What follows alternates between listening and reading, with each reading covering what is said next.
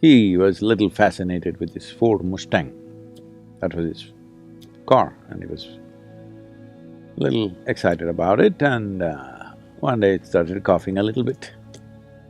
So he took it to the local mechanic and said, some problem, please fix it. He said, yeah, doc, come tomorrow morning, it'll be ready. The doctor, before going to work tomorrow morning, he went there, but it was not ready. So he said, okay, come in the evening, it'll be ready. He came in the evening, it was not ready. He said, what's the matter? You said morning, I came. You said evening, I came, what is the issue? And the mechanic was in that kind of mood, he said, see, you're a heart surgeon, you also fix engines, I also fix engines, how come you're paid 10 times more than me? So the doctor looked at him and said, try to fix the engine when it's running, let me see. So human life and human body needs to be fixed when it's running, otherwise it's meaningless. All right, you're going to postmortem what's the point of that? We need to fix this body when it's running. If you want to fix this body when it's running, you must understand, because we're talking about something related to digestive process, these are the stages of this: ingestion, putting something inside; digestion, assimilation, excretion. These are four dimensions of food and the whole process. Ingestion, digestion, assimilation, excretion. Ingestion is happening in today's world just about any time, wherever they are, sitting, standing, any time of the day or night, people just eat because there's so much food. It was not like this ever in the history of humanity. But unfortunately, fortunately there is a lot of food. Unfortunately, people don't know when to eat, when not to eat. As there are cycles in time, see, we know time only by cycles.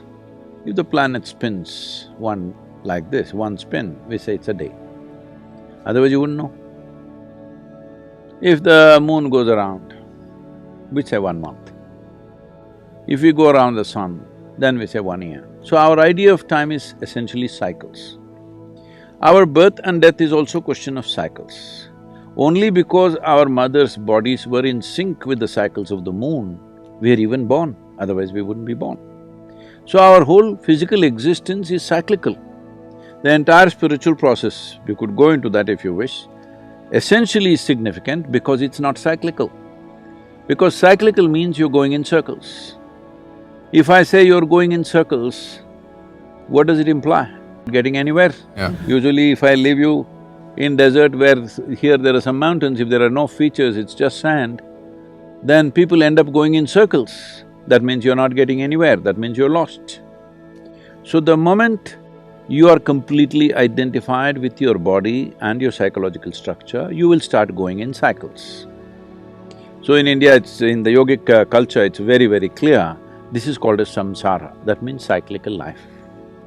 So cyclical life, as good a merry-go-round it may be, if you arrange it well, it's a good merry-go-round, but you're not getting anywhere.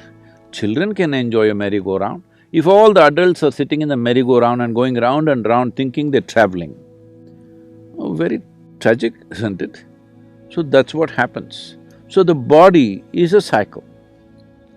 These cycles are very connected with the planetary cycles, with the moon cycle, with the sun cycle, everything. Lunar cycle, solar cycles and the earth cycles are very important for the body. If one has the necessary awareness, they could observe on which day your body doesn't need food. Every other creature knows this. Unfortunately, human beings have forgotten because their thought process or their silly mind has superimposed every other sense they have in their system. If you observe your system, you will see on a particular day, you don't feel like eating. That day you should not eat. But no, you're at your friend's house, there is a party, you stuff yourself, even if your body says no, you stuff yourself. You see all the animals, even if you have a dog at home, on a certain day he refuses to eat, both dogs and cats. Have you noticed this? He will go and eat some blades of grass if it's available and puke and cleanses himself because he's conscious that ingestion is continuously happening But digestion and excretion is not as efficient as ingestion. Ingestion is happening compulsively, but other parts need to work. Other dimensions of digestive process needs to work. When we say digestion, digestion happens in the whole alimentary canal, not just in the stomach. And assimilation also happens across the entire alimentary canal. Now, excretion doesn't happen only through the alimentary canal, excretion needs to happen on the cellular level also. Impurities gather over a period of time and you become dense both in body and head. If you don't cleanse yourself, then it'll pile up over a period of time.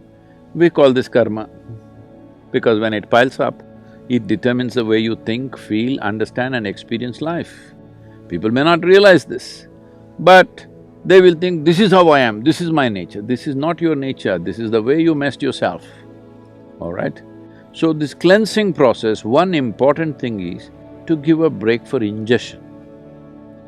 Because other systems are largely involuntary, you can stimulate them, but they're involuntary, they're functioning.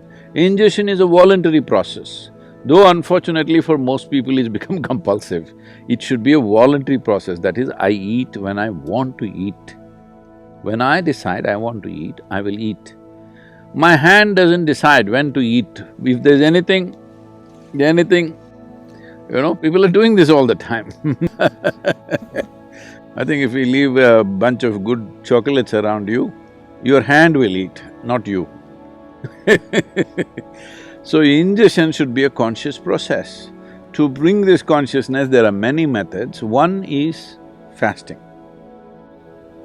Simply denying yourself food and water could cause damage to the system. You must support it with the necessary practices. If you have the necessary practices, the need for food will come down. See, our energies are not coming only from the food that we eat.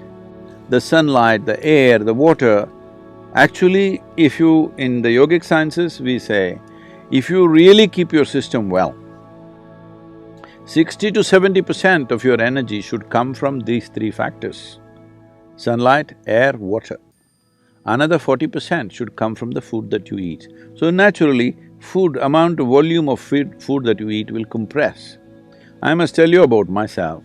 When I was young, I'm a big eater. I never became big because my activity was immense. But today what I eat is actually 1/10 or less than 1/10 of what I used to eat at that time. From the age of 19 till now, I'm still the same weight, what I was at 19. Only thing is, at that time, all the weight was on my shoulders. Now because of this gravity continuously working on me, kind of pulled it down a little bit. But I kept myself up. So fasting as a process must be done with necessary understanding. If people don't have that awareness, in India we fixed the 11th day of the moon cycle, you must fast. If you're not able to fast, you go on something very light, it's called palhar. That means you go on fruit diet. Because fruit is a substance which is over 90% water, and you must eat water, not drink water. This is the yogic science. As far as possible, you eat water. You always be conscious about the food that you're eating, what is the water content. Like a South Indian meal, if you eat, a cooked meal I'm talking about, if you eat, very easily 60–70% water. In fact, more. In some of the foods, it's much more. But now the food that you're eating here, you're eating bread, which was baked a month ago probably. Is that minimum? Even in so-called organic shops, it's at least a month or at least a week. Nobody is going and getting fresh bread and come, and anyway, the way the bread is baked, it doesn't have water in it, very, very little water. So of course you're compensating that with a bucket of Coca-Cola or something like that, but that doesn't work like that. If you drink any liquid along with your food, the acids that are necessary for digestive process will get diluted, your whole digestive process gets inefficient. Because food when it goes in, if it contains water, it assists. But if you put any liquid on top of it, you will see the food will remain in the stomach bag for too long. We are very concerned about this always in the yogic culture and life, that we don't want food to remain in our stomach bag for more than 2.5 hours maximum. In 2.5 hours' time, it doesn't matter what I've eaten, how much I've eaten, it must go into other parts. If it remains there, it makes you dull. It makes you lose your sense of perception. The level of perception, the keenness of perception is lost, which you notice if you eat food without Coke or coffee or tea or anything, you feel down. It kind of pulls you down. Whole lot of people have developed a culture around it. After lunch, they have to sleep. It's like you went to the gas station, you fueled up, then you can't start the engine because there is gas in the tank. So that's what it means. So, to ensure that digestive system is in full process, because for most of the chronic ailments that people are suffering today in the world, the headquarters is in the stomach. Yes. But a lot of people, it's shifting to their head, but largely headquarters is in the stomach, the way… what they eat and the way they eat. So in this way they eat, one simple thing to bring discipline is, maybe 1 or 2 days in a month, you go on much lighter foods which are very simple and easy on the body. If you can just thrive on water or just a little bit of lemon and water or lightly honey-laced water, it will help. But if it's not possible for you, maybe a fruit or something, which is very, very light on the system. The idea is to give digestive process and assimilation process a break so that rest of the body begins to excrete. On the cellular level, it must throw out all the impurities.